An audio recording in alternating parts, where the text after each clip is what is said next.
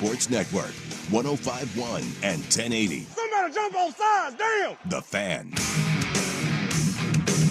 Let's see if I can do this correctly. Good morning, Portland. That was pretty damn good. Pretty good? Yeah. I got to get my own thing. Top of the morning, Portland. I think I like that. That's me. I love that, dude. Top of the morning, Portland. Top of the morning. Yes, indeed. It is a beautiful, beautiful day here in the 503. This is Rashad Taylor. This is Sports Saturday. That's Jordan Schultz. What's going on, brother? Dude, you just caught me off guard with that one. What's going on, man? Happy Saturday. Happy Saturday, indeed, and happy Saturday to all of you. This is Sports Saturday on 105.1 The Fan Sports Network. We appreciate you guys for joining. It's a late start for us today, and I got to be honest with you, bro. I can get used to a 10 o'clock start. Oh, yeah. This is okay for me. Typically, obviously, the show starts at 9 a.m., but we've been moved around a little bit because of our beloved Ducks. Hopefully they go out there and do their thing against Wisconsin later this afternoon. But because of that, we have to shuffle around times every Saturday. So it might be 6 a.m., it might be 9, it might be 8, We never really know. But today, we're starting at 10. So hopefully you've been following along. You've been able to rock with us. Thank you so much. But, I don't know if there's too much to talk about this week, though. Not a busy week Pretty at all. Pretty dead week in sports, Not right? a historic, not just week in Portland, but the NBA at all. No, yeah. I was talking with Rob yesterday before we were getting going with primetime, and I was asking him if he could ever remember a time in not just the NBA, but the history of the four big Northwest sports. So NBA, NHL, MLB, NFL, right? Okay. And you know what? Let's throw college football into that too, May and as well. college basketball, because they're massive entities amongst the even in themselves, and with drawing billions. So like those should be thrown in the conversation too. So 6 total. Out of all of those, do you ever remember a sitting coach arrested by the FBI like this? And I at least in While the they pros, were coaching, no. Yeah, exactly. Couldn't really remember. And I guess recently with that Operation Swish, when 5 or 6 years ago they tried to get the NCAA for paying players under the table before NIL deals were legal. I don't know if like a coach or two, off the top of my head, were arrested. I know they were named in a report, but I just can't remember anything this unbelievably crazy. And frankly, you talk about the Jailblazers, man. This is a whole new level of Jailblazer right here. Yeah, the FBI arresting a sitting coach. It's shocking. And I still, days later, we'll get into it. We've got Ducks to talk about today. World Series Game 1 was last night. The Blazers played a game last night, too. Really good one, I heard. Yeah. Yeah. So, Good. No, you're right, man. A lot to get into. And we are going to get into we have to get into the Coach Billups thing. That's just too big of a story, unfortunately. It's the biggest story in sports. I was talking to my buddy on the way here, and, he was like, man, everybody's talking about it. And I was like, yeah, it's the biggest story in sports right now. Not basketball, not in the NFL. It's the biggest story in all of sports right now. So there's a lot of implications here. There are a lot of things. I still think there are a lot of information that's going to come out, and probably some of our favorite athletes, players, celebrities, whatever the case is, are probably going to be involved in some way or the other. That's just kind of the way. If you look through history, Mitchell Report, anything like that involves like something illegal, more than likely there's more than 1 or 2 names that you're going to recognize on those lists. So we'll definitely talk about that. Oof. But man, it's a I got up this morning, all I could hear was the rain. Felt good. Got up, got a little workout in. Felt excited. Starting an hour later gave me a lot more extra time to do stuff that I wouldn't been able to do normally. Feeling good. Got up, did some yoga. Time. Ooh. Hate it. Got to be honest. Shout out to everybody that goes out and does yoga consistently. Hot yoga, goat yoga, which is weird, but go for it, But yoga is like the hardest exercise ever. I work out almost every day for the most part. And yoga, when I do that, number one, the balance is a problem because I'm still new at it. So I'm still don't really, but holding yourself, holding those muscles, holding those spaces or those poses for more than a few seconds is brutal. Hey, your core strength will thank you, though. It will, awesome. But for now, it hurts. Things are going, and I feel so stupid being in the class, and everybody else is so good at it, and I look dumb as hell in this stupid posed it. It's not working yet, but hopefully it will. But either way, feeling good this morning. Hot so. coach getting arrested and yoga talk here on Sports Saturday. So I'm down. far, man. Yeah, no, Good. it's a good way to start. But you came in this morning, and you still haven't got it, so clearly you haven't looked in the mirror yet. But there's glitter literally all over. I your tried face. to so wash it off. First last question: night. what was her name? Was it Sapphire? Is it is it like Alizé or something? No. Her name is Kendall, my wife. Oh, And, okay. we both wore glitter to a '90s Halloween dance party last night. It was at Crystal Ballroom, really fun. Great night. We dressed up as, I don't know if anybody out there has seen Fern Gully. If you are 92 or above the 93. age of 30, probably.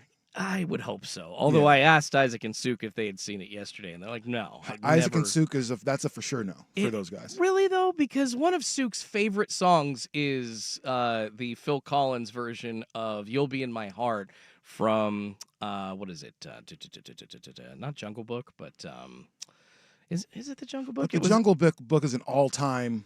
It's an all-time great story. I can't remember, but Disney movie "You'll Be in My Heart" from that one, and just not expecting a guy like Suk to love that song, but because of that, like, of course he's seen something like Fern Gully. But What's no, the right over What's there. the best song from a Disney movie? And you Oh. can't say anything from The Lion King. Well, I mean, I might agree with him. "You'll Be in My Heart," but then also, God, not Lion King. If you're just going like love ballads, like No, just or- whatever the best song you think is. It just can't come from The Lion King. 'Cause Well, man, Goofy movie, like anything that Powerline Powerline? does. Yeah, For dude, sure. absolutely. Eye to Eye, yeah, that's up there. That's oh up man, I don't know, man. Whole New World. Aladdin was a pretty legit record. So of all the Disney joints that that don't come from The Lion King, probably Whole New World. Do you have a favorite? Like, I don't know. I get a lot of stuff for this all the time. Did you watch the ladies Disney movies like the Cinderellas and Snow Whites and I have a sister. She's about 3 years younger than me. So growing up, it was just her and I kind of at the time we had like, I don't know if they still, like it's more of like an area where everybody hangs out, but we had like a kid's playroom back in the day with a little TV in it. And we would just be watching Disney movies, Cinderella, Sword in the Stone all day. So it didn't really matter if it were a quote unquote girly movie to me or not. When I was a Absolutely. kid, it's weird to admit now, but I was a super chauvinist as a little boy. I'm just kind of thinking about that because I refused to go to watch any like girl related Disney movies. I remember in first grade, I won like this. They had this group called Self Managers, and if you went to public school here in Portland, you probably know a little bit about it. But you were one of the good kids in class, right? You did the right thing or whatever. And so I won tickets to go see The Little Mermaid when it first came out. And it was literally coming out and is taking the world by storm. And I refused to go see it. My mom was like, "Yeah, we're gonna go see this." No, it's about girls. Why don't we see something about a mermaid and You her falling in jerk. love? I'm like 6 years old. But up until I start liking chick flicks around 14 or something like that, I was just like, nope. So I'm ashamed to say it, I've never seen Cinderella. I've never seen Snow White. I know how the stories go, but I've never actually seen the actual movies. You've which gotta I educate catch a lot. yourself, I catch sir. a lot of flack for that. You should. Come on, man. Got to watch them at least once. Do I? I don't Yes. think I'm missing anything. No, they're good storylines. I So, mean, I Little know- Mermaid. Never I saw know that. the story. Like I get the story. She wants to be a person to have to walk and get legs and be in love. And I mean, I guess if you live underwater your entire life, you probably want that I too. can't believe it's Beauty and the Beast. Sure, she loves a guy. You've that used never to- seen these. Yeah, I've seen. I know the story. I watched the show Beauty and the Beast. So you're asking about the best Disney songs? You're like asking me about But my I know favorite the one? songs. Oh my but I God, know the Rashad. songs from these Oh things my because God. the I songs just are everywhere discovered as a something. kid. I just unlocked something about you, Rashad, that I'm not sure that I like too much, and that's okay. You I'm just s- gotta come on over to my house. I'm I'll get the sorry. drinks. Super strange. We'll have to have a S- Disney watch party. Super weird. There's a bunch of God. dudes watching, Disney, Cinderella yeah, seriously. and Pocahontas and everything like that. But no, I think I've gone this long without watching them. I'm pretty okay. Good Lord. I think I'll be good. But yeah, hit us on the text line, man. Let us know what your favorite Disney song is from a movie, and it can't be from The Lion King. I think there's just too much low hanging fruit from The Lion King. I mean, yeah, the Circle of Life, One. beautiful song. Yeah, you know. Kuna Matata. Yep, there you Yeah. go. Just Can't Wait to Be King. There's Yep. just too many great songs from The Lion King. I remember I cried the first time I saw that movie. Underrated, Colors of the Wind at Pocahontas. Pocahontas that's is one of my favorite is a ones. good one. So look at us, man. A couple macho guys talking about Yeah, see, we're Pocahontas sensy. and We're and sensitive. whatnot, man. Yeah, I try to be. I try to be. You know, I do my best every day. But Joe Fish is not here today because he is down at Autzen Stadium right now, or I don't know right now, but I'm pretty sure he's on the way. Joe is a maestro at the Sandos, making some sandwiches down there, some grilled Sandos down there when he's tailgating and whatnot. So hopefully he's down there. He's got the sausage and all the cheese and everything that he needs to make it happen. But Is yeah. Daddy Joe out there making the food as well? Because that combo is pretty lethal. Like I've heard about the food that they make at that house. There, you know, Fisher household's on it. I got to be honest. Last time we were there, they put it down. Yeah. I'm not gonna front, man. And Never gotten to experience this. So I'm a little jealous. No. Well, I mean, hey, there's still some games left.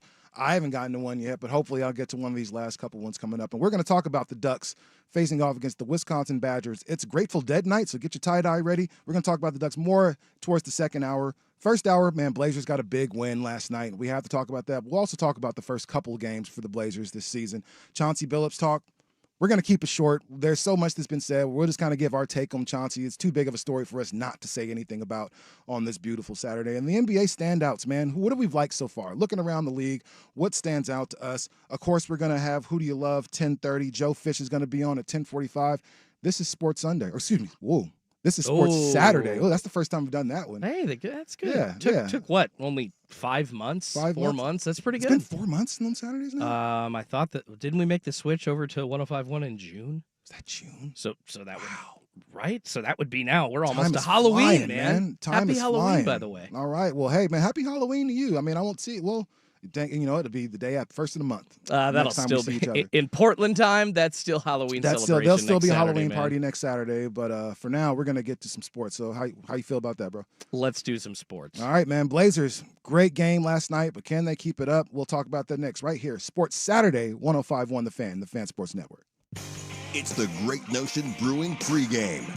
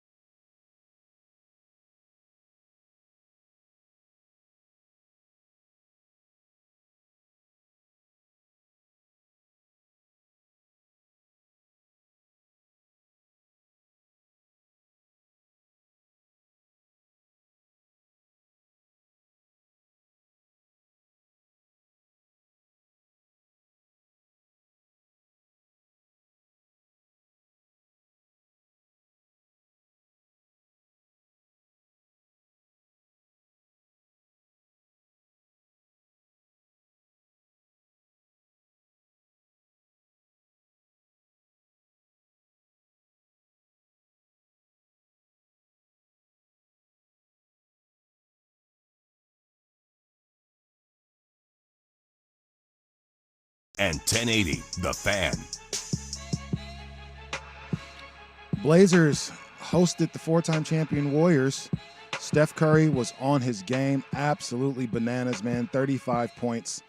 3 assists, 6 rebounds, man. He was doing his thing. Steph never really gives you anything as far as getting other guys involved like that. So if you're looking for assists from Steph Curry, kind of keep looking. There are other point guards around the league for that. But if you're looking for buckets, nobody gets them more than number 30 from Golden State. You think Steph was looking over at the Blazers bench in the 139-119 win for Portland last night, and just kind of looking for Chauncey and like, oh, he's not. Oh, yeah, that's what I wonder if players legitimately were doing that. Like, I'm making a joke, but man, this is, game 1, the Thiago Splitter era here in Portland. We can, break the game down too, but man, just so wacky, just still shocking that Chaunce isn't there, and frankly, I am a little pissed at the Blazers organization, not on the court, for how they've handled basically their silence and kind of just, balling up like a a little sock in the end of the laundry basket, just trying to hide. They're a billion-dollar organization. Like, of course, that's what they're going to do when somebody's being investigated for gambling. Well, then don't have your GM 2 seats over from his normal seat last night. I don't know if you noticed this. Joe Cronin. I did not look at Joe Cronin. So he is usually there on the baseline with Jody Allen, right? Like, very visible to everybody on camera in the court. Last night, they put him like 2 seats over right next to the basket. And it was obvious that they were he wore this nice black suit that matched, the color of like whatever the wrap around the basket and the base of that was.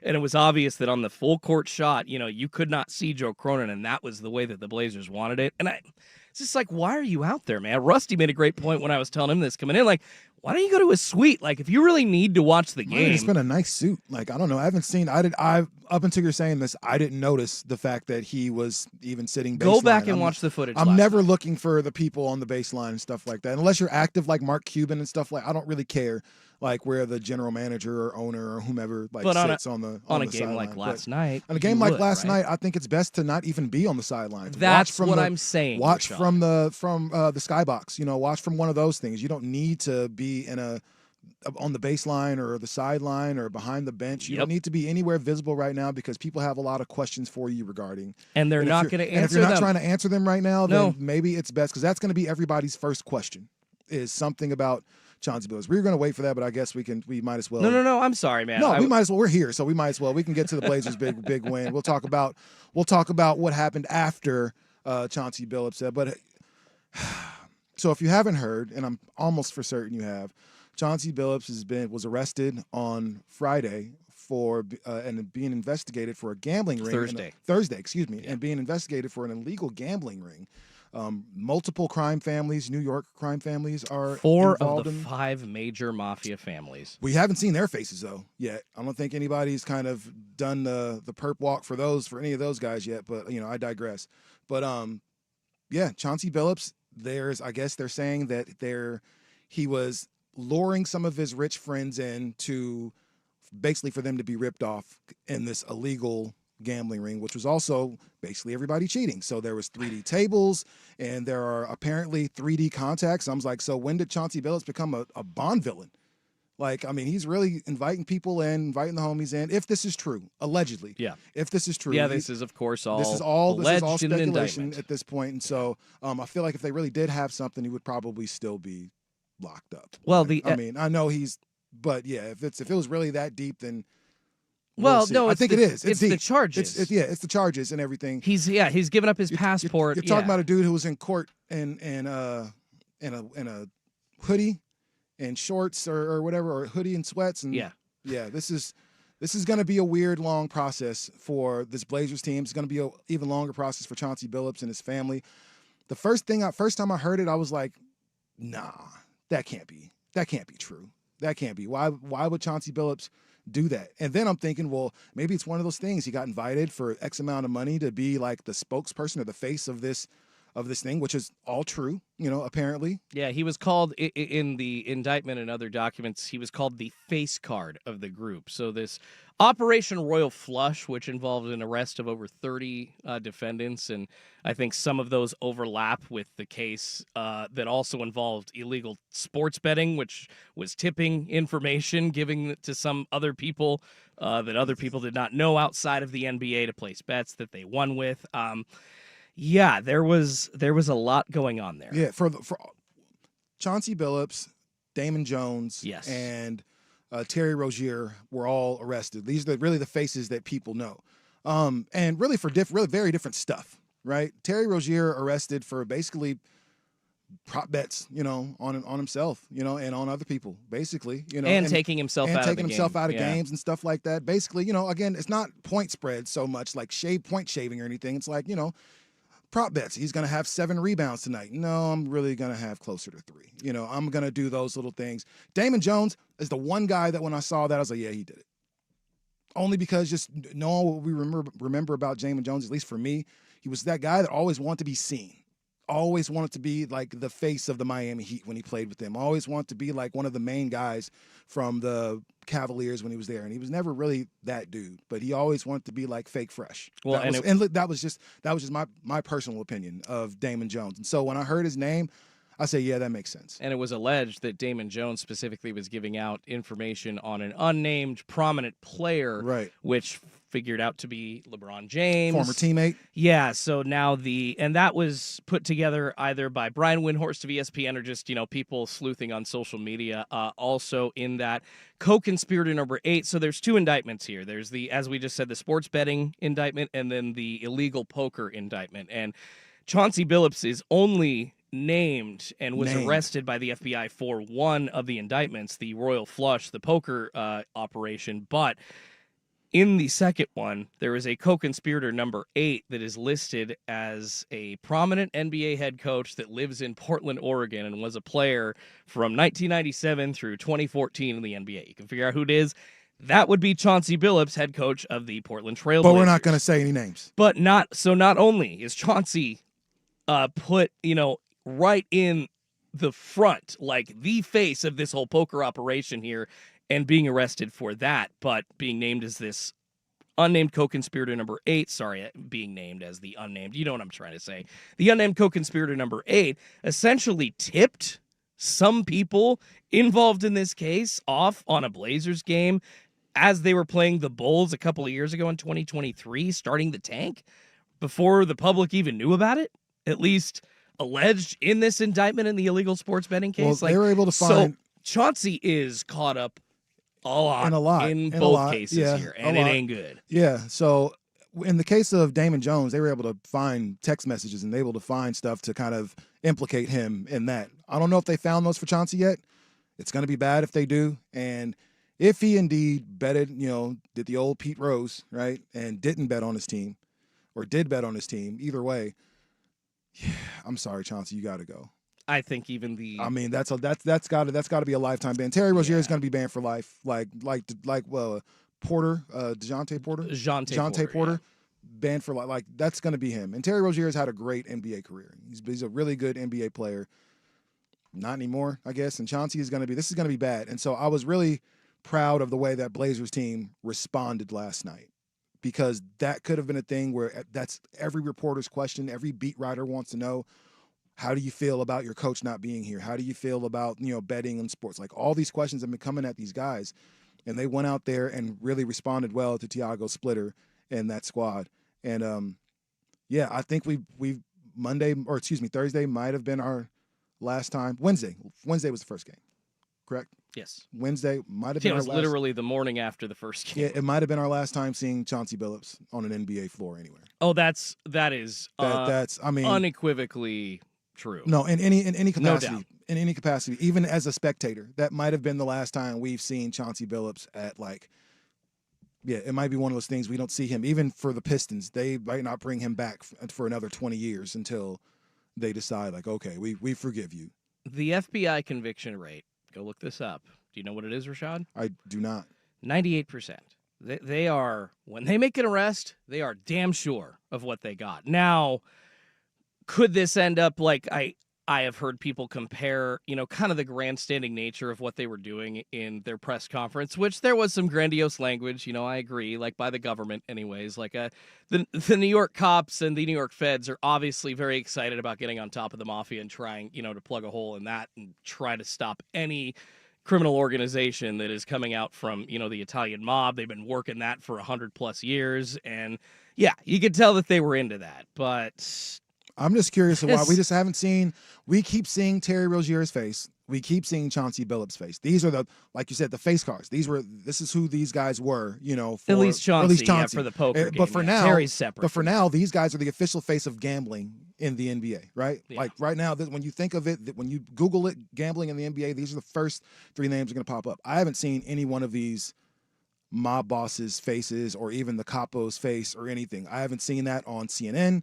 I haven't seen it on MSNBC. I haven't seen it anywhere. And so I'm just like, it's weird to me that only, and this is just being real. Sorry guys, I'm a black dude that lives in Portland. I've got to be real.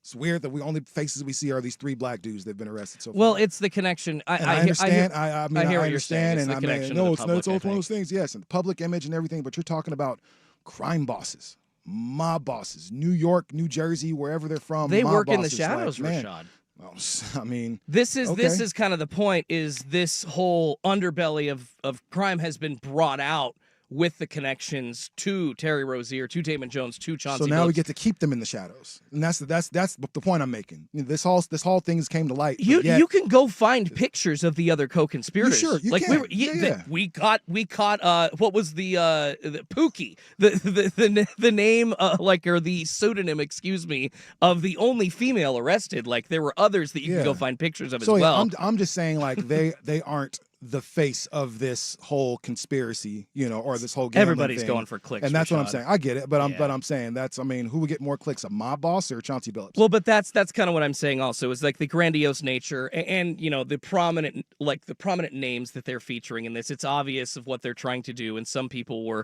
I've seen already the whispers online is this is going to be like the NCAA, paying under the table scandal a few years ago where they came out, had a big press conference out of the Eastern District of New York, said, we're putting a stop to this. We're going to find coaches and players, and we're going to make a ton of arrests. And nothing ever came of it. So I will be interested to see how far this goes, if there are going to be more arrests made, or if this was just kind of a grandiose thing by the government trying to stop the mob. And maybe, Chauncey is, of course, this is all alleged, so like we don't know he was being blackmailed, if he really was a part of this by choice. What if he what if he really didn't know? What if there is a small chance, very small chance, in my opinion, that he just didn't know? I had no clue this was going on. I don't have. Where do you get X-ray contacts? Yeah, but then also on the other side of it, Rashad, you go back to the Portland Trailblazers hiring Chauncey Billups in the first place, and you go back to the indictment that said these games have been going on since 2019. So 2 years before Chauncey Billups was even hired as the coach. Say he didn't know, right? The fact that he is around the circle of illegal poker games, I'm sorry, I don't want an NBA head coach entering that circle ever.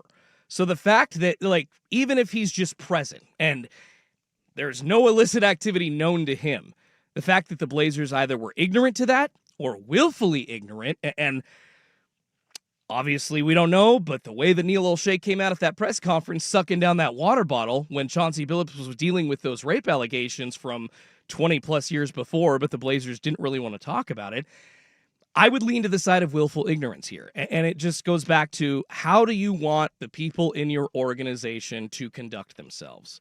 And yes, you can talk about the faces of the case or everything, but it goes back to Rashad. Chauncey will never be on an NBA bench or in an NBA arena again because his integrity, just for being at those games or for alleged to be at those games, is now shot. Which sucks because you've only been in the Hall of Fame for a couple of years. I know. And you haven't even really gotten a chance to enjoy the opportunity to be an NBA Hall of Famer for more than a couple of years. Your team looks like they're on the precipice of being good, right? It looks like they're about to make that turn and really become a competitive NBA squad. And then everything falls down on your head 6 hours after your team just played an amazing game against the Minnesota Timberwolves. And so that's Chauncey Billups. I mean, if you like Chauncey, this sucks for you, as a player, as a coach. If you like Chauncey, I know you're not feeling great about this. If you didn't like Chauncey and wanted him gone, I guess your dreams, your wishes were granted a little bit early. I mean, I was on that side of things, but not like this. Man. Yeah, no, this isn't how you want it to go down. I definitely wanted a new coach. I thought that would be the answer, but they played well in the first game. This happened, so I did damn. joke with my wife, Rashad, last night that the universe said, no, Chauncey will not coach the Portland Trail Blazers as much as the lazy front office executives want it to happen. Oh, well, no, he's not coaching now, and they do have a new coach, and it's Tiago Splitter. That's how Stephen A. Smith used to say his name. Yeah, Tiago Splitter. Tall as hell and competitive as hell.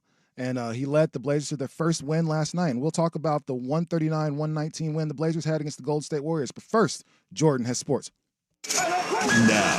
Now, from the George McCoy and Warren Allen Sports Desk, a Sports Center update on the Fan Sports Network, 105.1 FM and 1080 AM. First on the Fan, the Blazers beating the Golden State Warriors for their first win of the regular season and the first win in the Tiago Splitter interim head coach era here in Portland. Big night for most of the starters. Denny Avdia leading the way, 26 points. Tamani Kamara following him up with 19. Shaedon Sharpe, 5 of 15 shooting, so not great on the floor, still 17 points. Jeremy Grant, another great night off the bench, 22 points for him as well.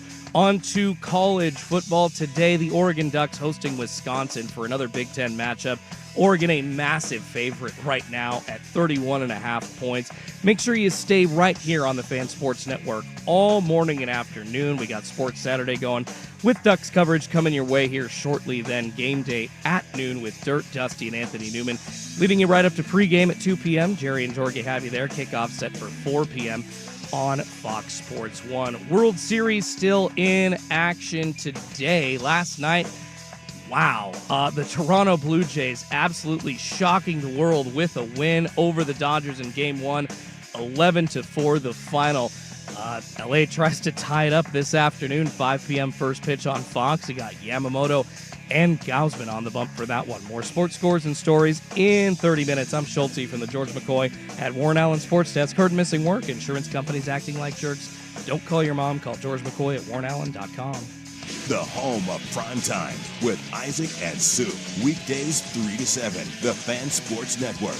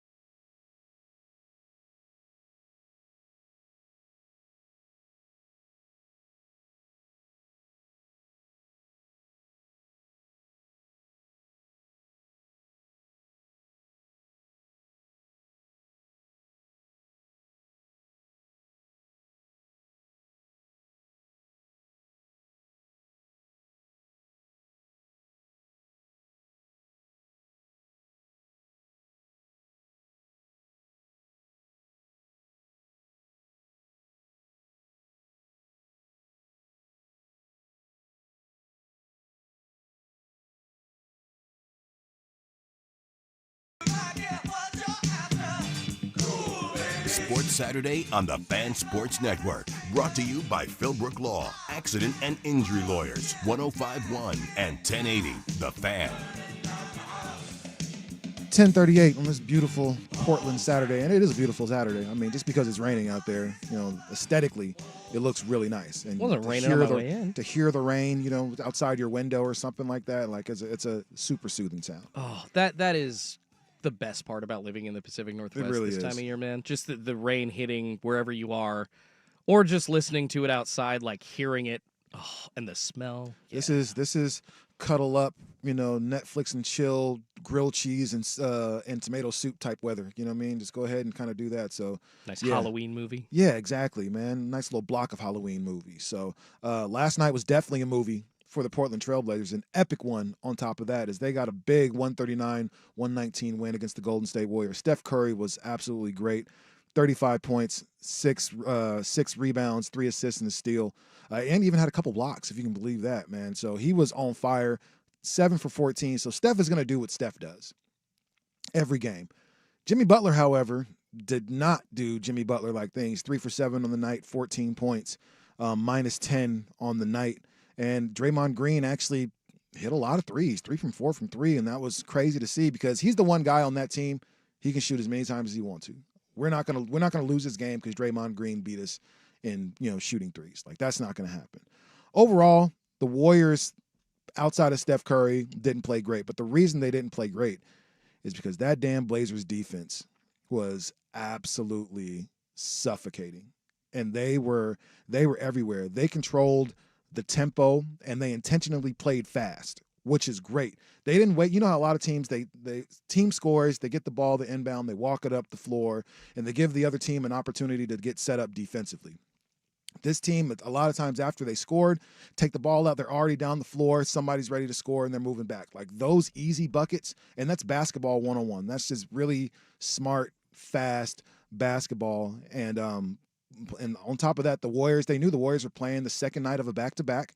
And after they played an overtime game, a really emotional overtime game for them against a really good Denver team, they might have had a little bit of an advantage there. But other than that, man, Portland dominated inside. They dominated the game. Every phase of the game, the Trailblazers were better. Pretty good to see. I mean, a response game here. I do wonder if this was adrenaline or if this is, something building here in Portland, because it was a lot of similar, play that we saw from their loss to the Timberwolves. Only by 4 on Wednesday. They should have won that game. They were winning that game up until the last 2 minutes of the game. They kind of started throwing up some shots. Like Drew Holiday missed a couple of shots, and that's actually one thing, man. When Drew Holiday, he didn't shoot a lot last night for Portland, but I think he's kind of this glue, like at the point guard as that defensive guy. When he can step in and hit those shots that he's not really expected to have. There's a lot of other guys that you'd rather have the ball here on this Blazers offense. I think that the Blazers can, to a certain degree, be lethal. Not like crazy. They're going to be like top 4 in the West, but they can win games if Drew Holiday is hitting shots and playing the defense that he is. For sure. I think the one thing that's probably keeping the Blazers from being a great team, I don't think they have great three-point shooting. That's probably the one thing. Losing Anthony Simons is going to be a bigger deal down the stretch than we think, just because he was a guaranteed bucket from the 3. I think Kamara is getting more comfortable, especially with that corner 3, pulling it. If we see Donovan Clingan shoot the way he shot in the first game and really from 3, I think that could be really promising for Portland. So I think there just needs to be more consistent three-point shooting, specifically from Deni Avdija. Like, if he can shoot like he shot last night, the Blazers are going to be absolutely unstoppable. And if they can play defense like they've been playing the first 2 games of this season, I think that's why a lot of Blazer fans right now are really, really excited. You lost the first game, but because up until 2.5 minutes left in that game, you were winning and you were supposed to win. Now, you kind of let one go. An amazing putback by Gobert at the end of the game, which was, an awesome read by him to dunk that with the putback at the end of that game. But outside of those 2 mistakes that Portland made, they should have won that game. And so you couple that with the fact that they played so well against a team that for the first 2 games of the season have looked amazing in Golden State. I think a lot of Blazer fans are like, okay, I think we got us one. And that's the interesting thing about this team is there's so many storylines kind of leading to that conclusion about our Portland Trailblazers outside of, the growth of Shaedon Sharpe, and can he live up to not only the contract that he just signed, but the fans' hopes, expectations of him as a player. Like, can he take that next step? We're waiting to see once Scoot Henderson gets back from his injury, can he take that next step? But then beyond those, I think everybody's been talking about those storylines. You've got kind of this, hey, Donovan Clingan now has more minutes because, remember, they sent DeAndre Ayton away to purgatory with the Los Angeles Lakers. You talk about the shots that he's making in Game 1. Only shot a couple of threes last night, but 14 points efficient in 22 minutes. That was much different than the 20-plus minutes that he was getting last year at this time. So we're seeing that growth from Clingan, and we're seeing the ability for, I was going to say Chauncey, but strike that reverse at Tiago Splitter now to be able to get these young big guys in because you don't have an Ayton on the roster. A couple of other big storylines. Avdia, if he can step up and be more than just a role player. He kind of showed flashes of that last year, but 26 points to lead all scorers for Portland last night. Avi has been lights out since the All-Star break. Absolutely. Since the second half of the season last year, I think this is the Denny Avia we're probably going to get for the rest of the season. If he can be a 22 to 26 point a night guy, he's clearly an all-star. Yeah. And he's somebody that can really carry this team. 8 Blazers in double figures last night. Yeah, and 4 threes again from Denny, and that's going to be huge. I saw a couple of the highlights where he's actually creating his own shot. He used to kind of just be like a, step off from the pass and grab it. Like, he's kind of not the one creating the play, but that's kind of this next step is like, if he's going to be a star in the NBA or a star really for the Blazers, I don't know if the NBA would truly consider him a star just because of not yet, but the level that he's at. But he starts winning, they will. He's not an ISO player, but if he can create his own shot like he did last night, the Blazers are lethal. And then the last storyline I think is going to be huge is the other guy that the Blazers just signed to that contract extension. That would be Toumani Camara. I was going to say Blake Wesley? No, not Blake Wesley. He's going to be possibly a nice little piece for Portland, but Toumani Camara, can he turn from that defensive specialist, that true, second team All-NBA, scared to play him if I'm on the other team, if I'm Anthony Edwards and the Timberwolves, like, oh no, they got dudes that can guard us now. If he can turn from just that into a two-way player, that's good on the offensive end consistently as well. He's had flashes throughout different nights. He's good for anywhere from like 7 to 10 points, but man, the Blazers could be next level if he could step that up this season to like a 15, 16-point average. That he's dropping closer to 20 each game. So yeah, if Toumani Camara on top of all that can become a true offensive threat and take that next step, Rashad, it's like a cherry on top for this team. You're for sure. First game, Camara, 10 points. Second game, 19 points. So definitely stepped it up a whole lot. 3 steals last night for Toumani Camara. This Blazers team, 25 turnovers for the Golden State Warriors, which resulted in 30 points on the other end for the Portland Trail Blazers. If they can play defense like this for the rest of the season or even most of the season, you're looking at a team that will not just make the playoffs, will probably get somewhere between the 5th and 6th seed if they can play like this consistently. If they can. This is early. That's the big if. And right now you got a lot of people with lots to prove, including new interim Trailblazers coach, Tiago Splitter. Yeah. So, I think this is going to work out really well for the Blazers if they play anything like they played last night. 3 steals for Toumani, 3 steals for Matisse Thybulle off the bench. You mentioned Blake Wesley, 2 steals for him, part of that great defensive effort. So, yeah, this is something that I think can get Blazers fans excited, but beware, in a couple of weeks, guys will, I heard Suk put this perfectly yesterday, guys will go back to just their normal routine. They can't. Guys Hopefully will they don't. go back. No, I'm not saying that they don't want to play well, Rashad. I'm saying that they had an adrenaline rush last night. They had a boost after everything that's happened. And at some point, it will go back to somewhat of a normal routine. And it's just natural human nature. You will not feel that adrenaline boost. In 2 games, defensively, they were absolutely phenomenal in 2 games. And this is before they knew anything about their coach.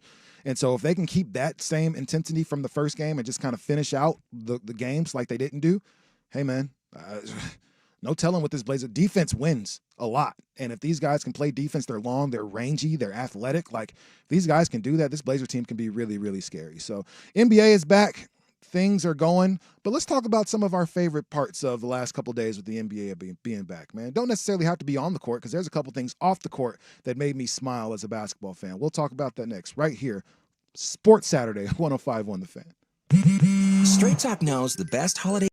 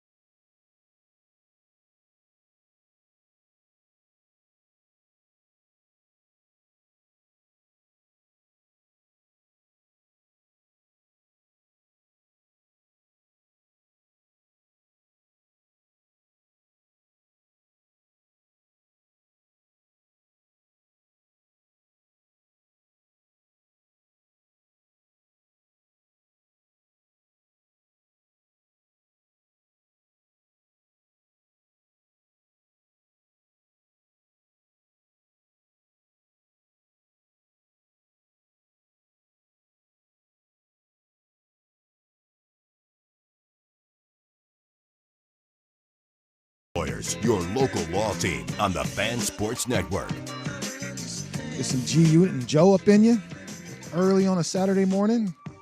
This is great. Not too early. I mean, it's almost 11. It's still a.m. You can go out and still get a nice breakfast somewhere, which I hope to do when I get home. We'll see what's up. But it's been an amazing few days of NBA, man. I got to be honest. And I know World Series baseball is kind of kicked off. There was Thursday night football, which did you even watch the game on Thursday night? I didn't. Yeah, I watched a little bit of it. It was you? just in the middle of other things Blah. being done around the house once I got home. But yeah. Just didn't care. The NBA had me intrigued from night one. And really more than anything, it was hearing the NBA on NBC music and seeing the intro to that game and hearing the voice, talk about who the matchup was and everything. That gave me goosebumps. Hearing that and watching and knowing I was watching it because I'm about to watch an NBA game, an actual in-season game, took me right back to being, 11, 12, and me and my buddy were talking about it like, man, parents cooking in the kitchen, there's a big meal getting ready to be prepared, and then the NBA on NBC's music hits, and that things are about to go down. You see, Jordan, there's always that shot of Jordan standing. There it is. That's the one. Man, round ball rock. Good vibes, goosebumps. Seriously, it's just one of those things. More than any other song, I think Monday Night Football, this one is, in my opinion, the most iconic sports song of all time. Of all time. Maybe the Olympic theme by John Williams. Maybe. Other than that. Maybe. Yeah. And so they play this, and then they do a montage of Michael Jordan, and they kind of show a lot of the younger players, a lot of the current NBA players. Oh, and yeah. they're playing the Chicago Bulls intro music, and they're asking the players, do you know what this is? And they're like, no. Like, what is this? And what would this be and everything? It's like, I wasn't around. Yeah, Chet Holmgren's like, I wasn't even born, man. That's the only team that has a theme song. Can you pull that up? Is there the Chicago Bulls? Yeah. I'll have to go find that. Who else had a theme song? I feel like that's more common for MLB teams. To have like an actual theme song? Yeah, like the Mariners have a theme song, the Twins have a theme song, I guess Mets the Blazers have a theme Bust song. a Bucket. That's not their theme song. That was it. Why not? I guess at one point. Well, the Blazers, I would say, have a theme song. What is it? It's like dun dun dun dun dun dun dun. Okay, yeah, the Blazers. Yeah, the horns. Yeah, but an intro song. That's like if they played that during. No, I'm saying like when players are introduced, and they're the PA announcers, giving everyone's name.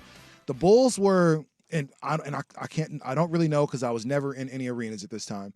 But the Bulls always had like that intro that they had like coming out. And I was like, I don't know if anybody else actually had but I think they started kind of every team has their song kind of playing behind them. Miami Heat used Down for My Brothers for their intro for a long time, which was dope. But I don't know if a lot of teams have like a consistent theme like every single game. So that was one of the cool things to hear those two themes on the same night was super, super dope. Also, oh yeah.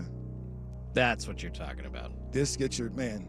If you don't get up for this, tell me this wasn't the coolest thing as a kid. Now you're a little younger than me. But I still remember. But man, peak. Your Chicago Bulls, like this peak was 90s dope. Bulls. Like so Dennis Rodman, Scottie Pippen. No other team had, yeah, that's super dope. So hearing those things again just kind of took me right back to childhood. Seeing Inside the NBA on ESPN was pretty cool, just to be able to see all those guys again. Looked like they kept the set together, all those little things. But then you start talking about the games that were played on the first couple days. So 2 back-to-back double overtime games for OKC, which is crazy. Never happened before. Or I guess hadn't happened in a long time, So that was one thing. Shea getting 92 points in his first 2 games. The only other player that scored that much in his first couple games were like Jordan and Wilt Chamberlain, and they scored 70.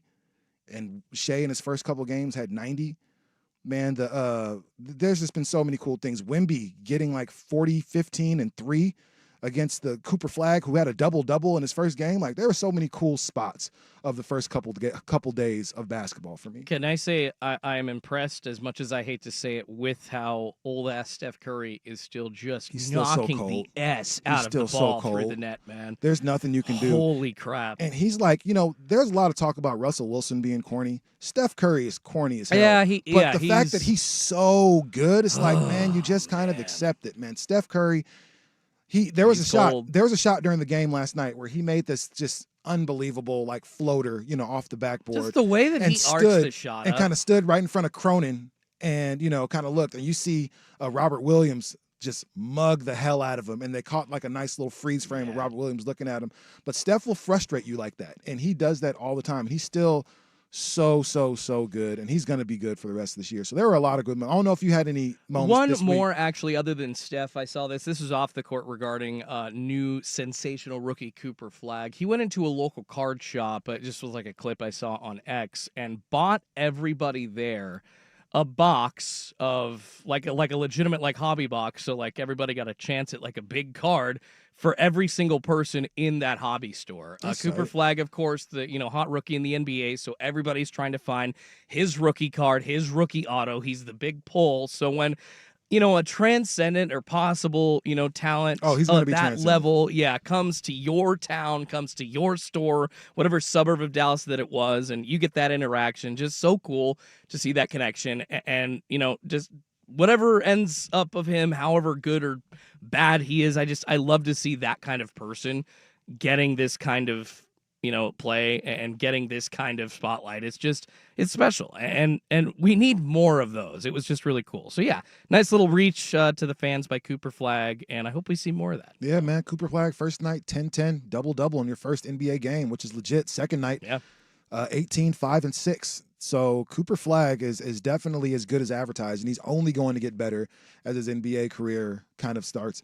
I'm really excited for this season, and to watch the Blazers be competitive through the first couple of games against two teams that were just in the Western Conference Finals, mind you.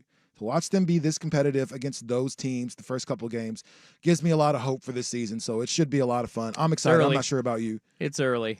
Hey, man, don't rain on my parade, man. It's already raining outside. No, actually, Rashad, you know what? I will not rain on your parade because I have always been the one bitching come March, April that nobody pays attention to early season wins just because, guys either haven't gotten their legs really under them yet, or we're still seeing a bunch of injuries from the preseason, or guys not really even ramping up until around Christmas because they know that the games, quote unquote, don't matter. And so this is where guys can. I like that you're paying attention. This is where teams can get an early jump on the season. Like we saw with the Cavs last year. Yeah. They started the season super, super hot, and they rode that momentum for the rest of the year. It's fair. There's nothing to say that the Blazers can't win 13 of their first 17 games, and all of a sudden, like, this team is fighting for something by the time we get to December. So I'll believe that when I see that. But of course. For the first two games, it remains to be seen. But for the first two games, that is more promise than we've seen from this team in years now. They've got a lot of energy. So you got to feel good about that. All right, coming up next, man, Ducks hosting the Wisconsin Badgers. Can Wisconsin win at all? We'll talk about that next, right here. Sports Saturday on the Fan. We're talking again with Jim Fisher.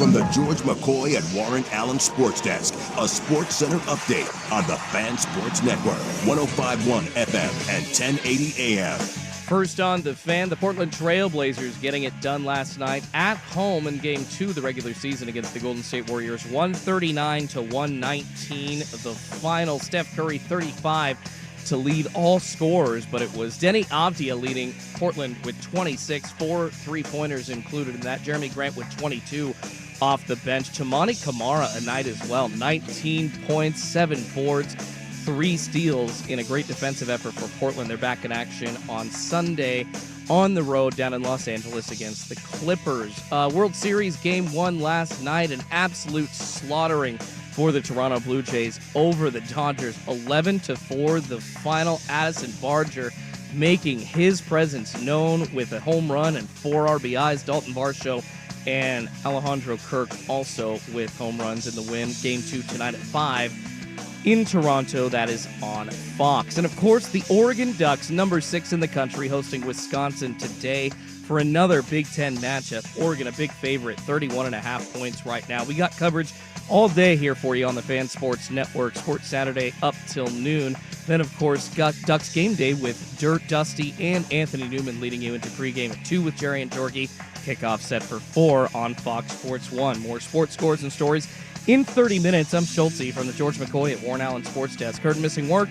Insurance companies acting like jerks? Don't call your mom. Call George McCoy at warrenallen.com. Sports Saturday with Joe Fisher and Rashad Taylor. Saturday mornings at 9 on the Fan Sports Network, 105.1 FM and 1080 AM. Billingsley! Order your Taylor's house now, Billingsley! You better be there! You're gonna get wasted! Order your Taylor's house! Billingsley! Sports Saturday Let's it go! Oh my goodness!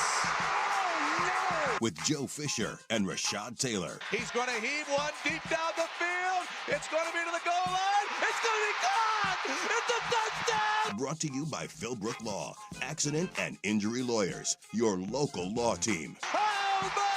I can't believe what I just saw! Sports Saturday on the Fan Sports Network. He can block, tackle, score the touchdown. Hell, the boy will fill up the Gatorade cooler, walk the dog, and paint your backcourt. 105.1 and 1080. And he can pass. The Fan. Hour number 2 here on Sports Saturday. Rashad Taylor in the number 1 chair. Joe Fisher is in Eugene. We're going to talk to him a little bit later, though, because we want to know what he feels about his 6-1 Oregon Ducks taking on the 2-5 Wisconsin Badgers. This does not look good for Wisconsin. I'm going to be honest, man. The Ducks, seriously, the Ducks played, let's just be real, they played 2 games that were like, one game was classic, right? The Penn State-Oregon game, classic game. But the Ducks didn't look super sharp through all phases of that game. There were certain times they looked kind of vulnerable. And then they played a just sloppy game 2 weeks later against Indiana, and that was just not looking great. So they had to rebound. They played a great game last week against Rutgers, which I think everybody expected that, them to go to Jersey and completely destroy Rutgers. I think right now Oregon's kind of on an FU tour, and I think they kind of have to be. That's the mentality they have to go in every game with, is we have to not just beat this team, we have to destroy these guys. We have to make sure we show them that they are not as good as we are. Wisconsin is a 31.5-point underdog in this game. No one expects them to win this game. I asked Jordan during the break, I said, hey, man, let's do something different. Like, I think we pretty much know Oregon's going to pulverize this team. Let's talk about, like, maybe what Wisconsin needs to do to be competitive against Oregon. Like, we've seen this team play a lot, so we kind of know where they can be vulnerable and everything. And Jordan was like, no. I refuse to break this down in an educated way that, we need to be worried about the secondary of Wisconsin. Like, that's probably the only literal talented thing that they've got. But guess what? Oregon, at least for the first few weeks of the season, had a Heisman Trophy candidate and very good quarterback in Dante Moore. I'm not worried about that. I don't need to fear Wisconsin. Oregon would have to S all over themselves. There would have to be S all over the field today. I'm repeating exactly what I said to you during the break. That's exactly what I said All over the verbatim. field for Oregon to lose today. It's not going to happen. It can't. It's just impossible. It won't. Yeah, it's hard to when you know what we're gonna do. It's not impossible. We're gonna go to AI. We're gonna go to Google AI, and we're gonna type it in, and we're gonna see what they say. Because I guarantee there's something around what Wisconsin can do. No, man, coming off of last week, God, if you didn't see last week against Rutgers when Oregon absolutely beat them down, what was the final score? Like 56-10. It was a lot to not a lot. Yeah, Rutgers only managed just under 3 yards, 2.93 per play, the lowest average allowed by Oregon since 9-7-19 versus Nevada. Oregon set a new program record with 12.5 total yards per play. They lead the nation in total touchdowns right now by true freshmen with 17, 8 more than any other FBS team. They've won 107 straight games of holding opponents to 14 or less, doing so 5 times in 7 games this season. Oh, and they racked up 750 total yards of offense at Rutgers, 4th most in program history. Are we kidding? No, we're not kidding. We I'm don't just saying. need to worry about this. I think just saying. fans will be gone by halftime. No, yeah, I think it's going to be a thing. So I typed in AI. There's a couple keys for Wisconsin. One of them is improve the offense. The Badgers' offense, which is averaging less than 14 points per game, will need a miracle turnaround to keep up with the Ducks' high-powered offense. That tells you everything you need to know, folks. Like, this should be an easy game for Oregon. So even if Wisconsin is even halfway competitive in this game, I think it'll be a big disappointment for a lot of Oregon fans. Because on paper, when you're playing against a 2-5 team and you're a 31.5 point favorite, which I would assume might change a little bit considering weather here in a little while. But hey, man, you just got to go out there and be the dominant team you're supposed to be in the Big Ten. And Luke if you go out there and you lose to Luke Fickell, which I don't think is going to happen. I don't think any of us think is going to happen. He is a but dead man walking. We've seen crazy things happen in sports, not just college football. We've seen crazier things happen in sports. So this is cute, Rashad. It is. Cute. I'm not saying it's going to happen, but I'm This saying is a like, cute hey, conversation. we've seen some crazier happen in sports. So I don't think it's going to happen. This should be a dominant win for this Oregon team. Dante Moore is just. He had to redeem himself from the game against Indiana, and he went down to New Jersey and he played a hell of a game. You just went through all those stats, all those kind of history-making stats that they had. So it's going to be this should be just a scrimmage for them, if nothing else. Like if it's anything more than a scrimmage, that will be surprising to me. The big factor today is obviously going to be the weather. There's been reports of heavy rain that are going to be around Eugene. Of course, it never rains in Autzen Stadium, I know. But if it does, at least around the stadium or in that area, if it's a heavy rain, I see Oregon only winning by 30. Dante Moore, can he, handle a wet ball? Can he pass the ball in the rain? That's literally the only factor that concerns me for the Ducks today. Like, other than that, even if it's a wet one, Oregon should still be able to run the hell all over him. Jordan Davison, man, 100 yards last week. Noah Whittington, another great game for him. You've got multiple guys, obviously freshmen stepping up. De'Aaron Hill. If you want to go to Jaden Lamar, you can. They're just so deep just in the run game alone. And in a rain game, if it's going to be windy, if it's going to be messy, you're going to have to hand the ball off a lot. I expect Oregon to run all over them. So if it's a rain game, they're going to win by like 30. If the weather somehow is better, I see them winning by 60 because Dante Moore will be able to unload it once Oregon establishes the run. So just don't mess up handling a wet ball today. Can Dante Moore actually throw a wet ball in the rain? We're probably only going to see him throw it 15 to 20 times today. And make sure that the transitions from the quarterback, the handoffs to the running back are solid and that the running backs, I don't know, if they fumbled like 4 or 5 times, Rashad, and somehow it's like on their own 20 and they set Wisconsin up, that's a way there for Oregon to lose this game. But it's not going to happen. That would be the only thing that worries me is a wet football. Yeah, the weather could be, a 12th man for one of these teams out there today. Like the weather could be a huge, huge issue, and we know can be in Portland.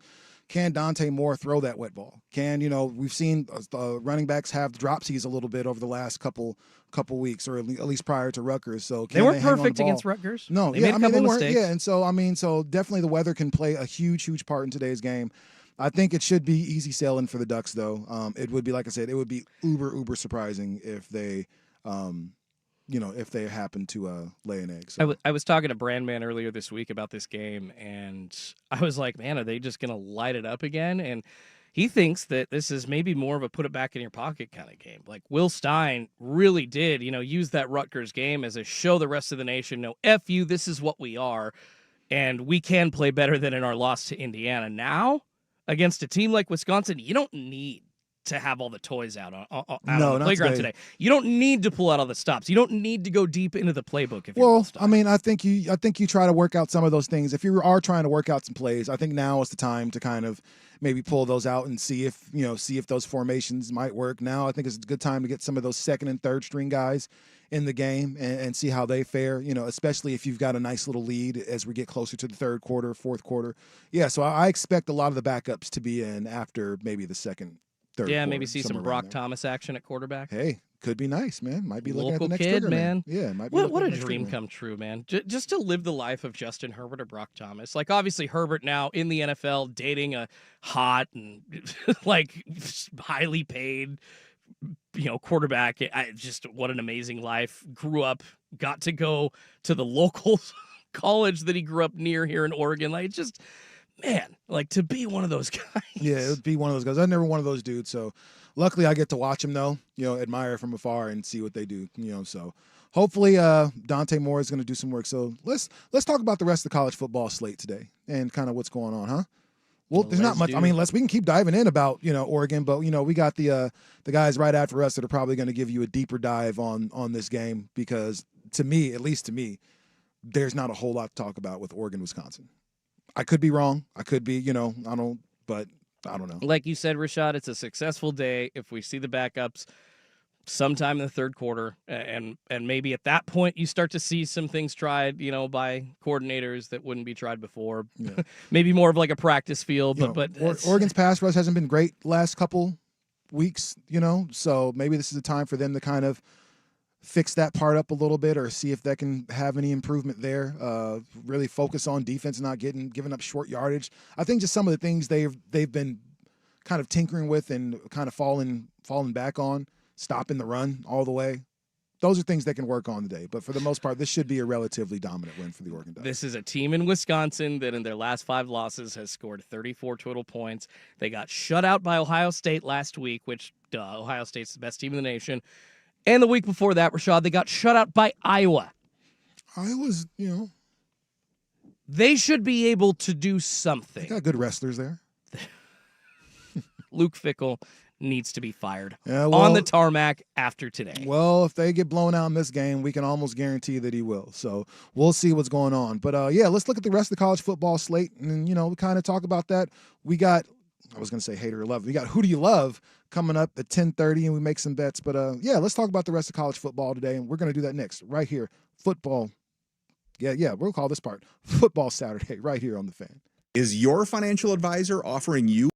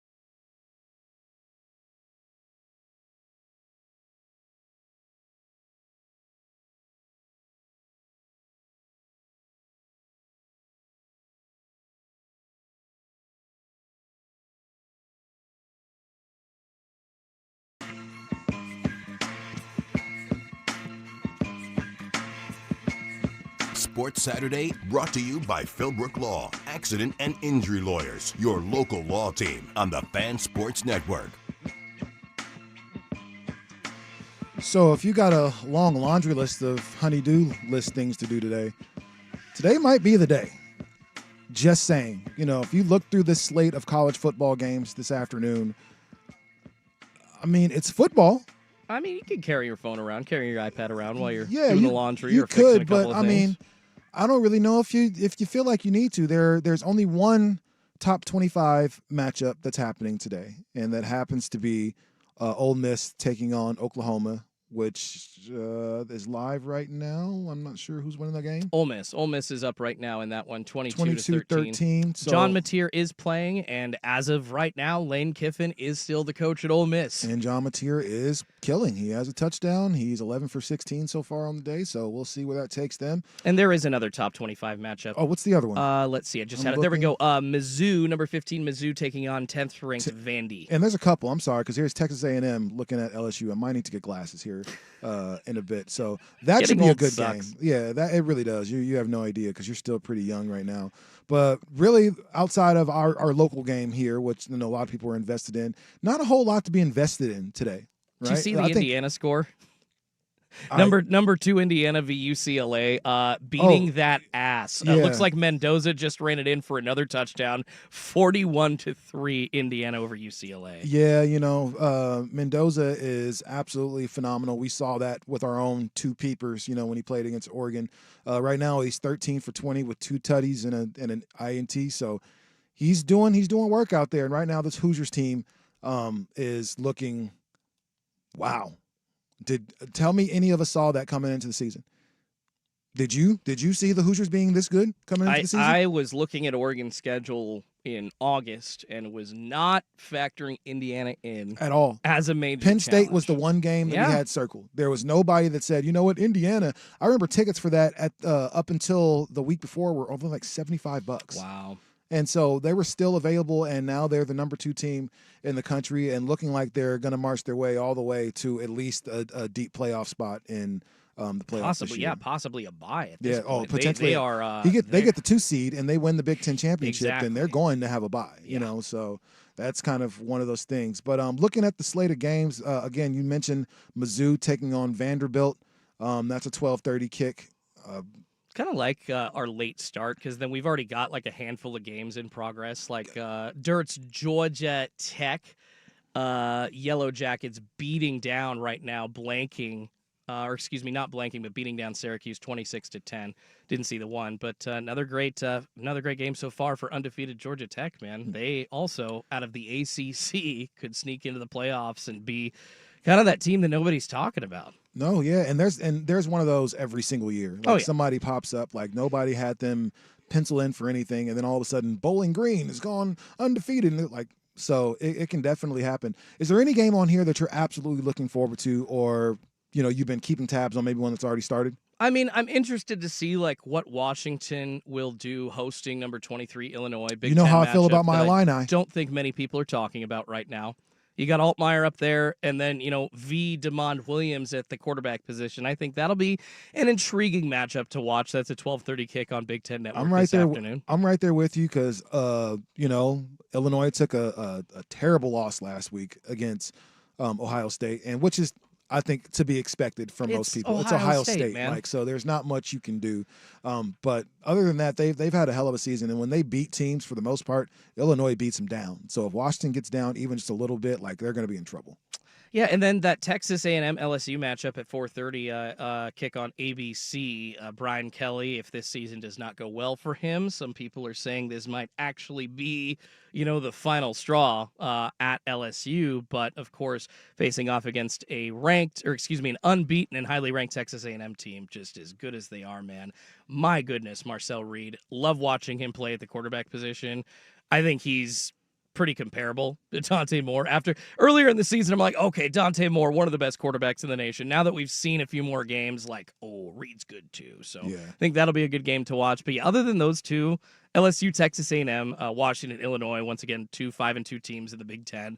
A lot of seeding possibilities here. For sure. LSU's definitely got to perform in this game. They can't lose. They lose, they're out of the top 25. And 2 of the last 3 weeks have not been great for LSU. And so obviously the loss to Ole Miss, you beat South Carolina, but then you take the L to Vanderbilt. So you really, really need this game for your playoff hopes, for everything else, to make sure you can stay alive. So LSU desperately needs this game.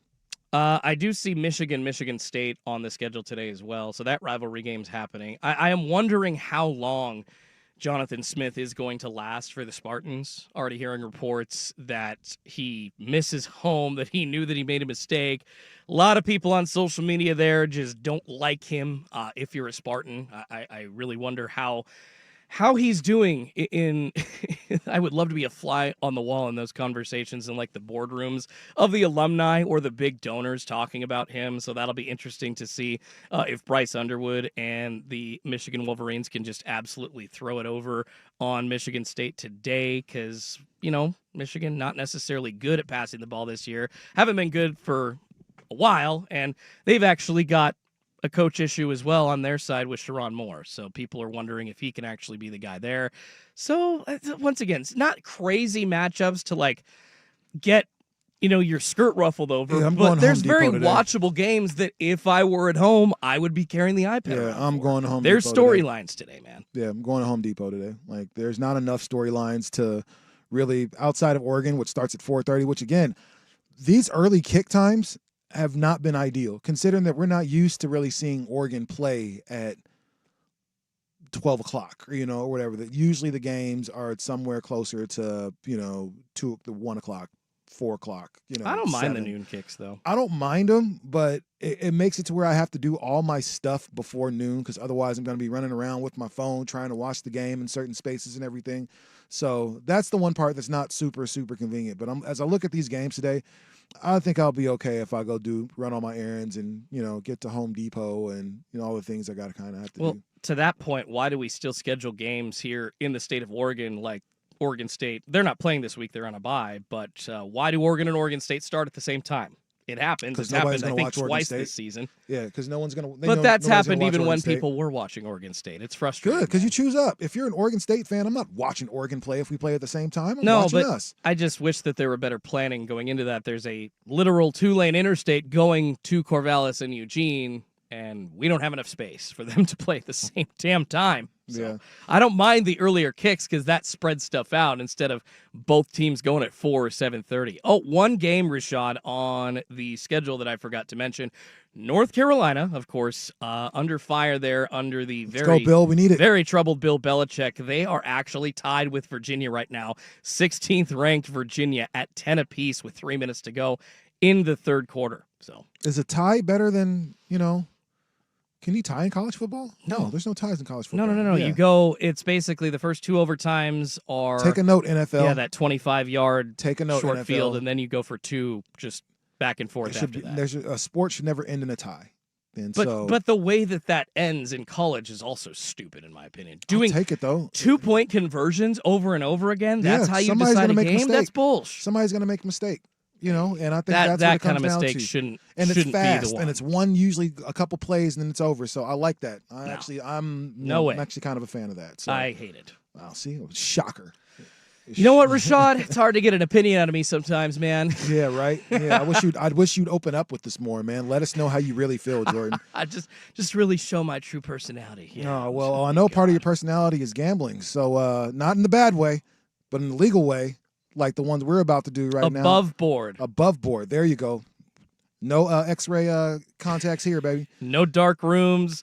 No mob connections here, baby. None of that. I never, ever want to be connected with any type of thing like that. I will just give my money to the right people. There might be some perks in having mob ties. Just saying. I'm not Of gonna. course there are, but There might be one or two perks just as a normal civilian would like to have. risk Just saying. reward, Rashad. Just saying. You know man. what, dude? I'm not gonna do it. You are picking up a Ouija board right I'm now. not gonna You are do it. messing with powers you don't want to mess with, sir. I'm not going to do it, but I'm just saying there's probably one or two perks that somebody can get used to. Okay, coming up next, man, who do you love, man? We're going to bet some fake money, and hopefully you take some of our advice and go make you some. We're going to do that next. But first, Jordan at SportsCenter.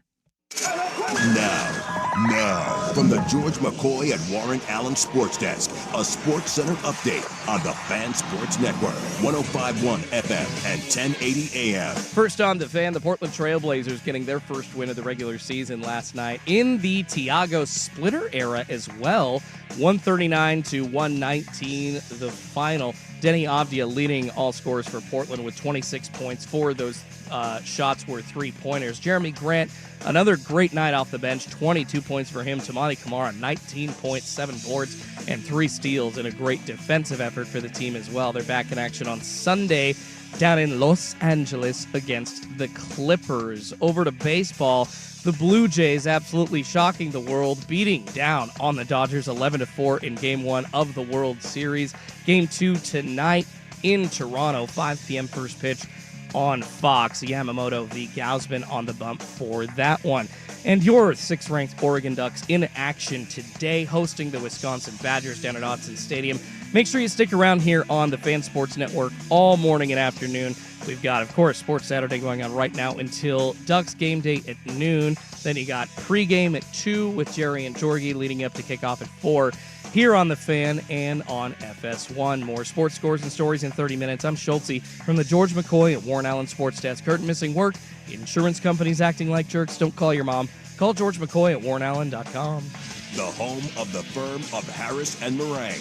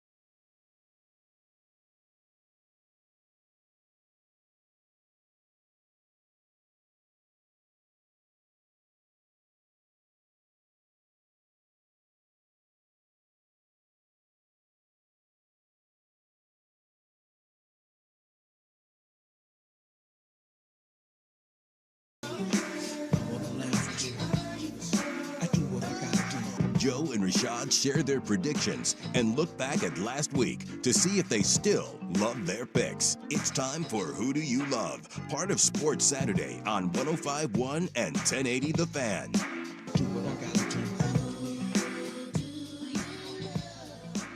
So, of course, Joe's a jerk and didn't leave me the sheet or leave his thing open, spreadsheet open, so I can't see what we did last week. I do know it wasn't great, though, for me. I'm not sure. Do you remember how you finished last week, Jordan? I picked the Mariners to win. You did. So do no, that I think the Sunday game, so that would have been Game 6. Yeah, that did not go so well because obviously they are out of the World Series. Yeah, I picked Houston to win, and I almost had it. I guess Kevin Durant didn't call timeout. Whatever that means. But so forgive me, folks, but I can't read off our scores from last week because Joe was a jerk and left us without them. So there you go. But we do have new picks for this week, and because I'm such a nice guy, Jordan, you want to go first? Why not? Let me see here. I'm going on the NFL slate first. There's a couple of wacky games and a lot of big spreads, which is concerning for me. That's kind of hard to bet on. But also, big spreads, 7, 6. I see a 14. That means teams can cover as well. Okay, first one here. I'm going to go Titans-Colts. The total 47.5. I think that's going to be under. The Colts are going to score. Of course, it's indoors in Indy, so no weather issues there. But Tennessee just sucks. So I don't think that both teams are going to total over 48 points in that one. Give me Colts-Titans under 47.5 for the Sunday afternoon slate. Ooh, that is a good one. I, good sir, am taking Pittsburgh Steelers hosting the Green Bay Packers today. The Packers are a 3.5-point favorite. The over-under on this one is 45.5. I'm taking the over. I think it's going to get closer to 50. Both teams do a good job of putting up over 24, 25 points a game. There was one game where I think the Steelers had 23, and other than that, they've all been 24 and up. So I think this could be a game with both quarterbacks who are playing really, really well. Jordan Love quietly has 1,400 yards, 10 touchdowns, and 2 interceptions.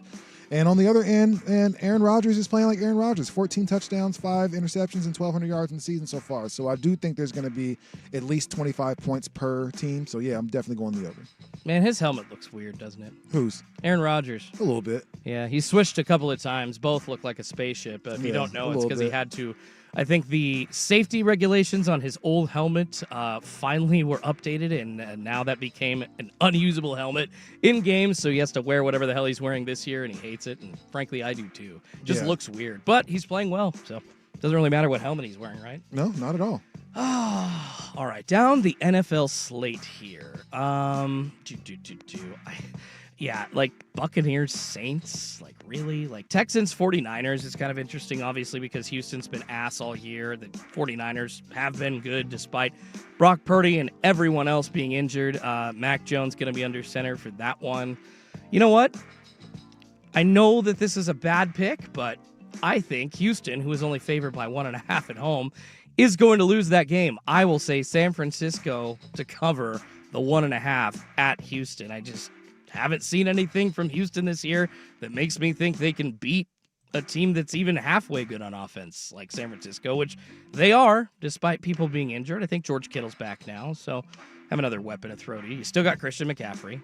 Like they're competent. So That's a good one. Niners to cover 1.5 against the Texans. Okay, this one should make our good buddy Joe Fisher happy. I'm taking the Dallas Cowboys against the Denver Broncos today. Broncos have been kicking ass, man. They're actually a pretty good team. Bo Nix out here absolutely killing 1,500 yards in the season. But, man, Dak Prescott, it's hard to find other quarterbacks that have played as well week to week as Dak Prescott has.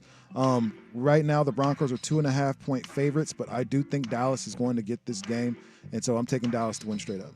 Wow. All right. You Cowboys fan, you? I'm just kidding. Right?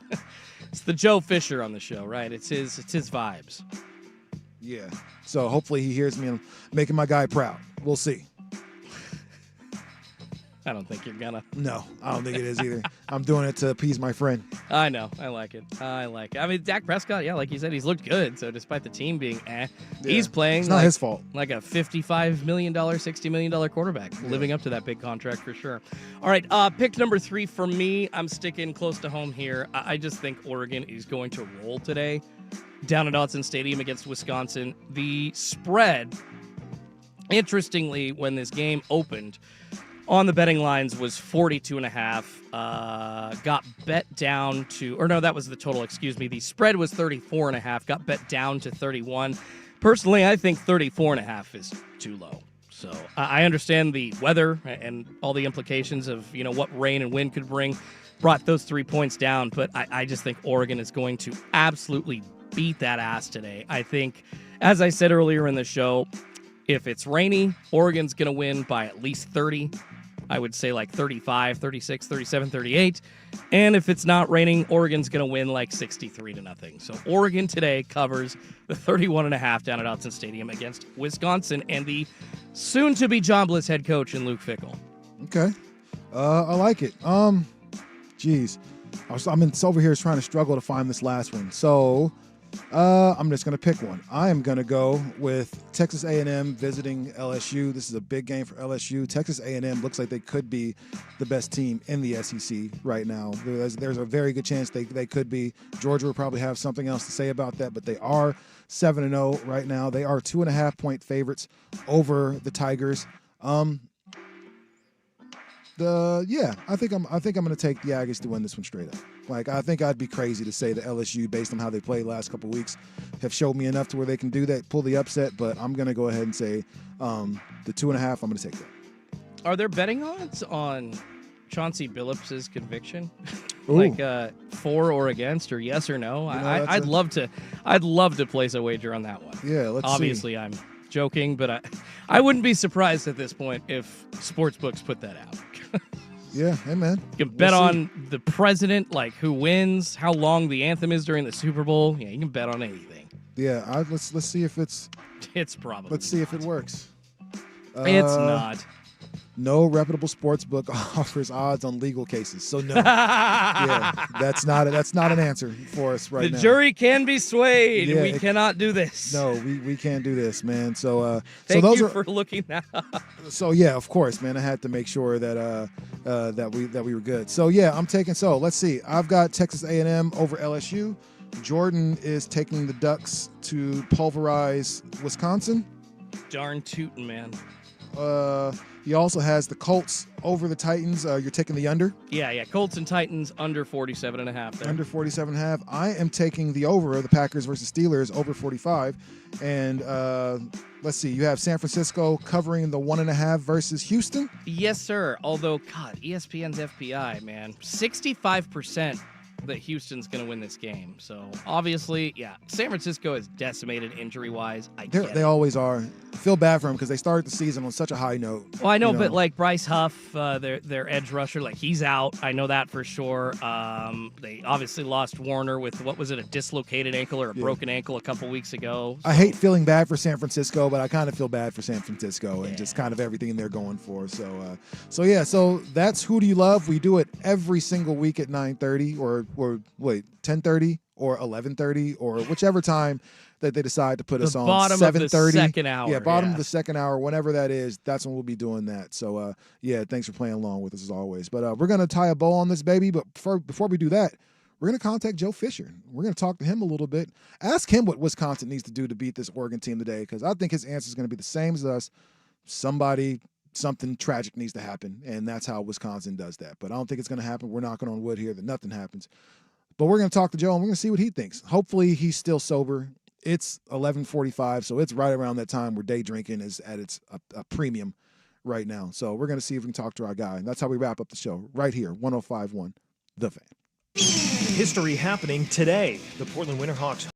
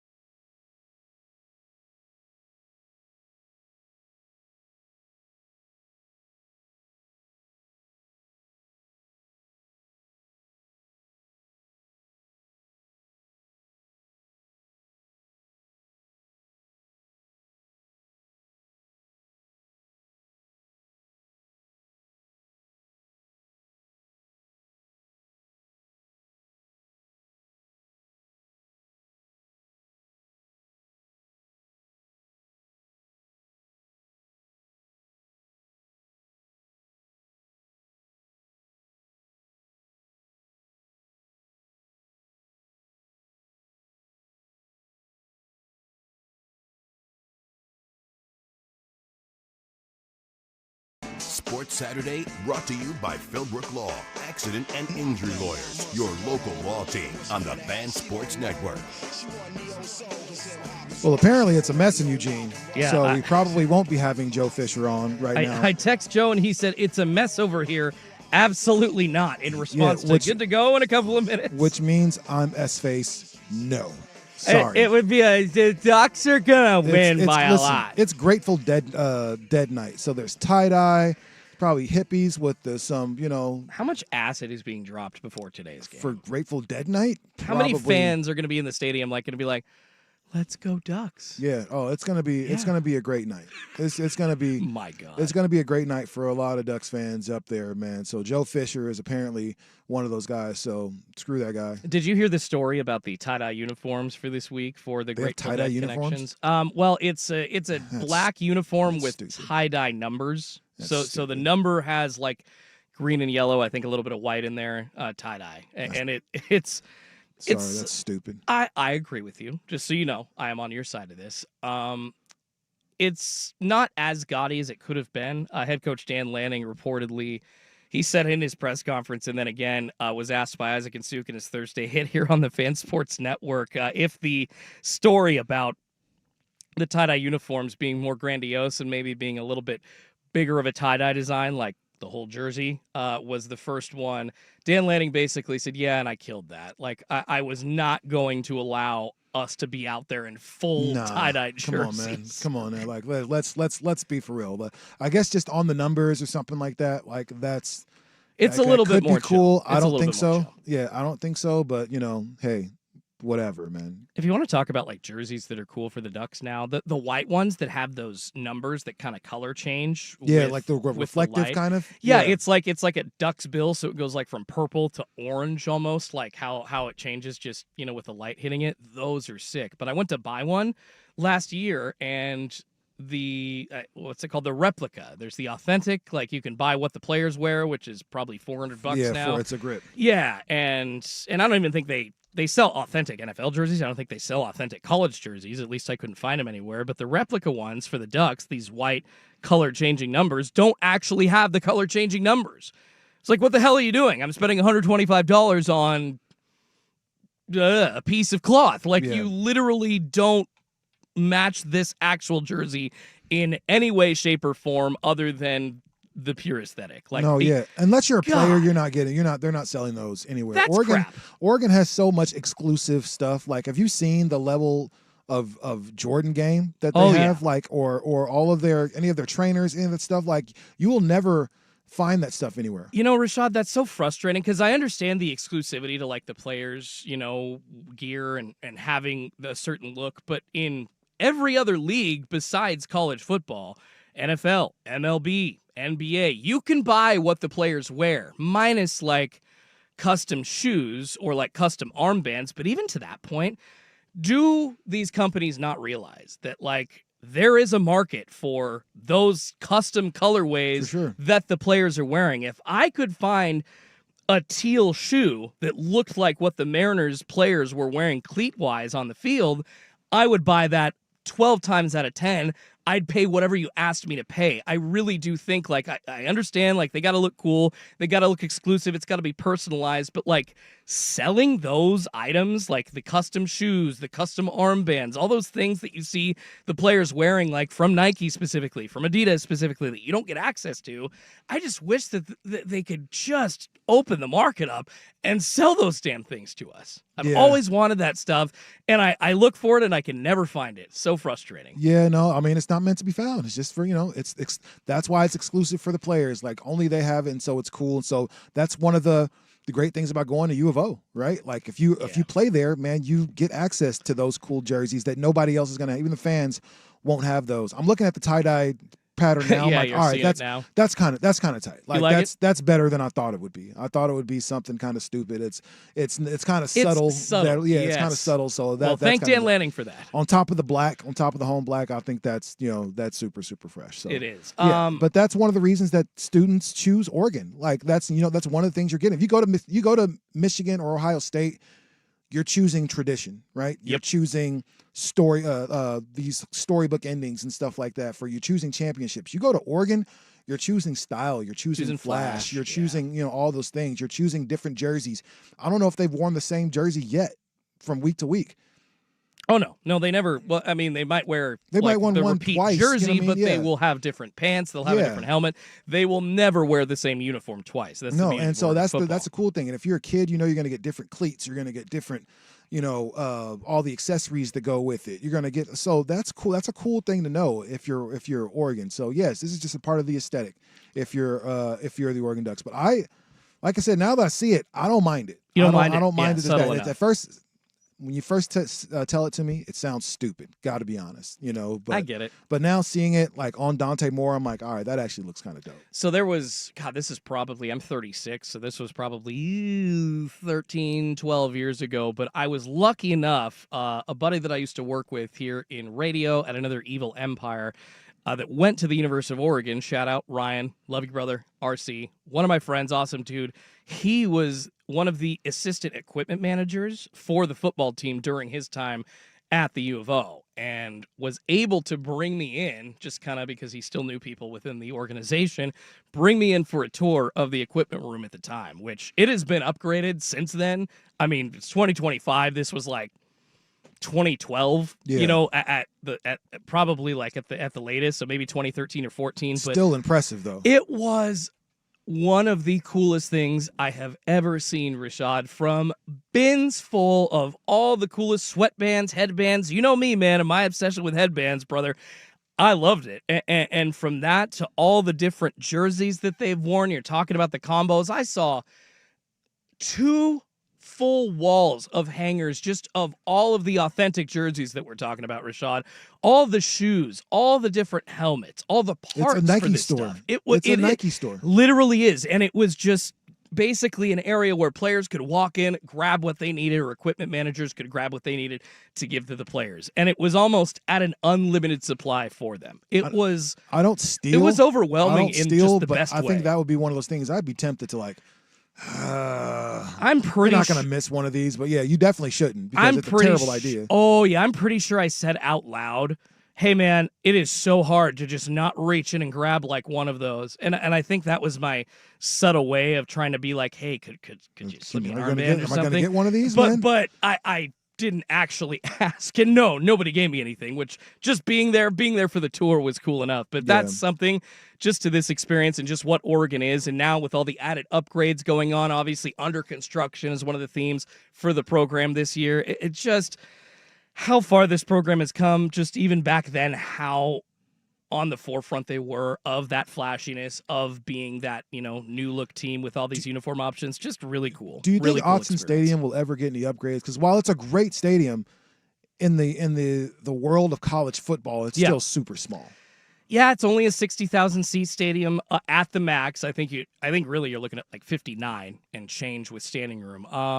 The problem is, because the way that Ducks fans exist. No, so they do. They would pack the house out. They're going to have to do some sort of crazy engineering because the way that's designed right now with the hills, walking up to it around, there's not a lot of space for bathrooms. They've put food carts kind of along, those long walkways. But unfortunately, the way that Autzen's designed is there's really nothing on the ends behind the end zones. There's all the concourses in the center. So yes, I hope they do. It needs it, but I'm just not sure we're going to see it. I remember dropping my sister off at college, and she's a freshman at U of O this year. She's joined a sorority, all type of stuff. And, she's really enjoying herself there. But I remember we were driving past Autzen, and I tell my son, "Hey man, this is where the Oregon Ducks play."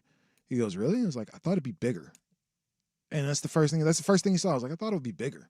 It's like, go inside. It's pretty big. Yeah, it's like, no, it's big and everything, but like when you've seen the Coliseum or when you've seen Rocky Top, not every college football stadium is 100,000 seats. No, of course, but you're in the Big Ten now, baby. Like, I mean, and so most of the bigger schools there have 85,000, And people that they're Autzen able can to get seat. just as loud. They with can, no, for half sure. the fans. But imagine if they were able to seat 80,000 all of a sudden. Like, imagine what those decibels sound like, to teams every single Saturday when they're down in Eugene. At that point, So- they'd have to just probably knock it down and make something new, which that's not going to happen. No, either. it's not going to happen. Autzen Stadium, like, again, it's a cool environment. The sound kind of echoes, like, so I don't think they're going to change it. And I think it's really one of the things that makes Oregon.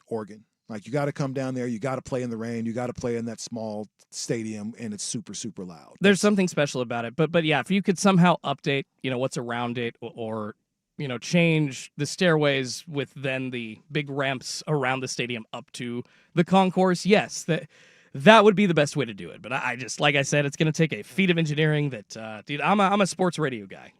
I know nothing for about sure, that. So for sure. So yeah, man. But I don't know. Like, there's not a whole lot for the Ducks to worry about today. So if you're a Ducks fan, I think this would be a nice day for you to maybe go out with your lady or your man and do some lunch, some brunch, something like that. Stay for a little right bit. here on the Fan Sports Network. And the Kinloch High finish. And then after you do that, man, you come right back here to the Fan Network and you listen to the Ducks play at 4 o'clock. You know what I mean? That's one thing you can do. Or you stay home and watch the Ducks play like a lot of us are going to do. But if you are in the car and you're moving around, that's definitely going to be here. But stick around in the Fan, because next you can hear the guys, man. They're up in Autzen, man. It's Anthony Newman. It's Andy Dirt Johnson. It's Dusty Brandman Hara. They're talking Ducks all day for Ducks game day. After that, it's the pregame. After that, it's a 4 o'clock kick right here, 105.1 The Fan Network, man. Should be a great day for Oregon, right? Absolutely. 63-0, baby. Woo, I'll you know what? I'm going to copy you. 63-7. They're going to score something. Okay. I think they'll score something. So that's how that works. Jordan, as always, thank you so much, brother. Love fun. you all. Go Ducks. Absolutely, man. Go Ducks. Y'all be safe out there. Enjoy the rain. We'll see y'all next Saturday. Peace. Is your financial advisor offering you up to a 30% upfront bonus? Or are they promising you up to